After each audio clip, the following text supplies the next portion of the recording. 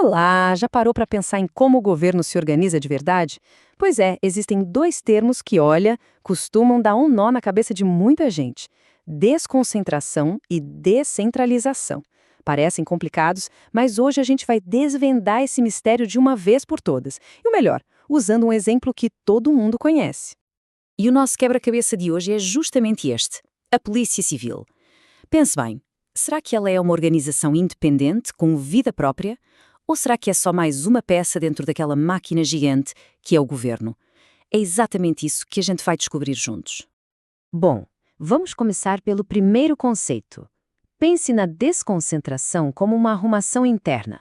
É como se o governo estivesse organizando a própria casa, sabe? Mudando os móveis de lugar para tudo funcionar de um jeito mais eficiente.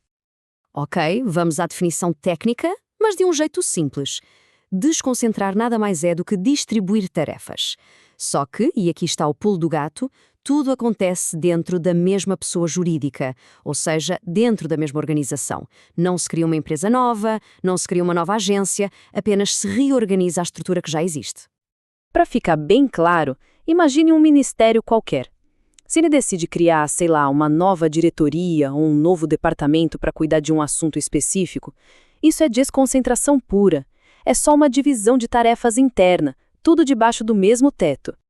E qual é a consequência disso? Uma hierarquia bem clara, bem direta.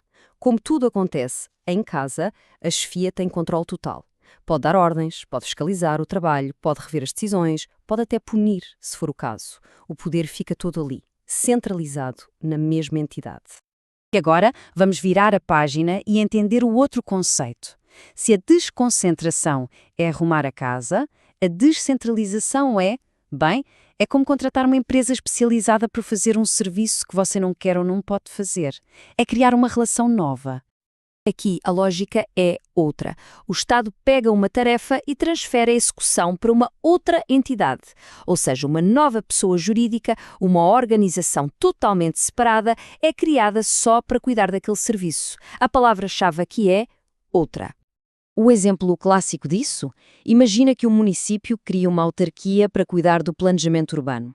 Essa autarquia não é um departamento dentro da prefeitura, não. Ela é uma nova entidade com CNPJ próprio, com autonomia para tocar aquele serviço específico. Então, o ponto central é este. Descentralizar é dar vida a uma nova entidade. A relação aqui não é de chefe e subordinado, não tem essa hierarquia rígida. O que existe é uma vinculação, um controle mais focado nos objetivos, nos resultados finais.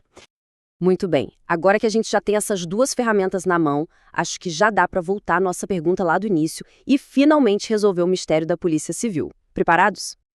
Então, sem mais rodeios, a resposta é: a Polícia Civil é um órgão público. Isso mesmo, um órgão. Ela não é uma entidade separada, não é uma autarquia. E por quê? Porque ela nasce justamente do primeiro processo que a gente viu, a desconcentração. A Polícia Civil é, na verdade, uma distribuição de competências de segurança pública que acontece dentro da própria estrutura do Estado. O que isso quer dizer na prática? Que a Polícia Civil não tem um CPF próprio, ela não tem personalidade jurídica. Ela é parte da chamada administração direta, funcionando como um braço do Poder Executivo do Estado. Está totalmente dentro da hierarquia do governo. Ok? Para não ficar nenhuma dúvida e para a gente fechar esse assunto com chave de ouro, vamos colocar os dois conceitos lado a lado e ver a grande diferença. Então, resumindo, na desconcentração, a relação é interna, de hierarquia, e o resultado é a criação de órgãos, que são partes da estrutura principal. Já na descentralização, a relação é externa, de vinculação, e o resultado é a criação de entidades novinhas em folha. Olha, se for para guardar uma única coisa de toda essa nossa conversa, que seja esta frase: desconcentração cria órgãos internos. Descentralização cria entidades externas. Simples assim, não tem mais como confundir.